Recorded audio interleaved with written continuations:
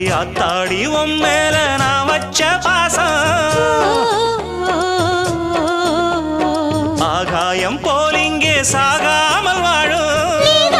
நான் என்று நான் தான் நீ என்று ஜீவன் ஒன்று தேகம் ரெண்டு. நான் இப்போதும் அடி எப்போதும் நான் இப்போதும் எப்போதும் உன்னுடன் இருக்க வேணும். பாடம் இப்போதும் தப்பாம மந்திரம் படிக்க வேணும்.